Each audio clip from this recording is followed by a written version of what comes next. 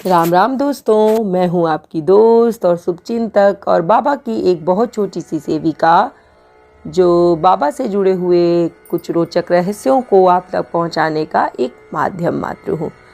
दोस्तों, इसी के अंतर्गत आज मैं आपको हनुमान जी से संबंधित एक सच्ची घटना से फिर से परिचित कराने वाली हूं। ये घटना को मैंने गीता प्रेस से छपने वाली बहुत ही प्रमाणित हनुमान जी की एक प्राचीनतम पुस्तक में पढ़ा था, तो मैंने सोचा क्यों ना आज मैं आपको उसी से ही परिचित कराऊं। ये घटना बहुत समय पुरानी है। पंडित श्री राम गुलाम जी द्विवेदी मिर्ज़ापुर के गणेश मोहल्ले में रहते थे। वे करुणा सिंधु पंडित शिवलाल जी के सहयोगी और उनके समकालीन ही प्रसिद्ध रामायणी थे।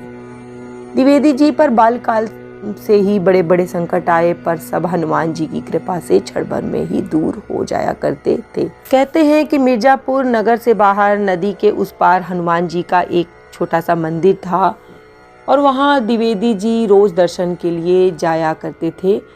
एक दिन न जाने किस कारणवश द्विवेदी जी वहाँ जाना भूल गए और उन्हें जब रात में याद आया कि अरे मैं तो मंदिर जाना ही भूल गया, मुझे तो बाबा के दर्शन करने थे। उतनी ही रात में उन्हें जब याद आया तो वो निकल पड़े बाबा के दर्शन के लिए।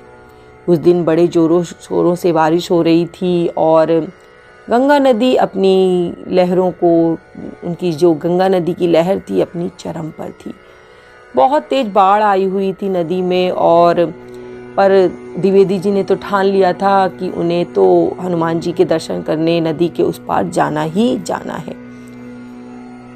उन्होंने बताया कि किसी ने उन्हें उस समय मंदिर जाने के लिए रोका भी था और चेताया था कि इस समय आपका मंदिर जाना उचित नहीं, बहुत तेज बाढ़ आई हुई है। परंतु द्विवेदी जी हनुमान जी के पक्के भक्त थे और उन्होंने तैरकर नदी पार करना के बारे में सोचा और उन्होंने सोचा कि मैं नदी पार करके बाबा के दर्शन के लिए जाऊंगा, क्योंकि उस समय जो बाढ़ आई हुई थी कोई भी नाव वाला उनको उस पार ले जाने को तैयार नहीं हुआ। इतना ही सोचने के बाद राम गुलाम जी नदी में कूद गए और जैसे ही वो नदी में कूदे और जो गंगा का बहाव था उसमें उन्हें डूबने का एहसास हुआ।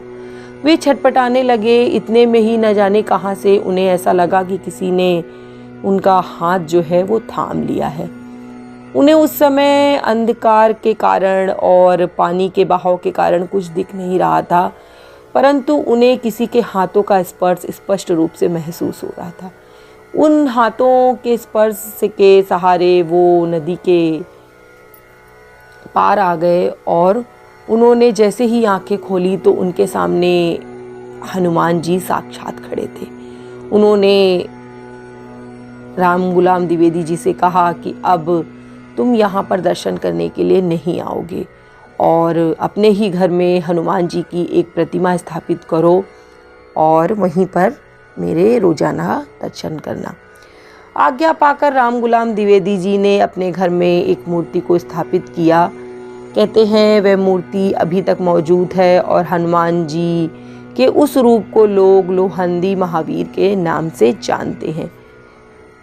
आपने देखा ये कहानी कितनी सुंदर है और हनुमान जी के भक्तों के ऊपर हनुमान जी ऐसी ही कृपा जो है बरसाते ही रहते हैं और उनके ना जाने कितने ही असंख्य भक्त हैं जिनके उनके जो है साक्षात दर्शन भी हुए हैं। इस कलयुग में भी इस तरीके के चमत्कार जो हैं बाबा के कारण देखने को मिलते हैं।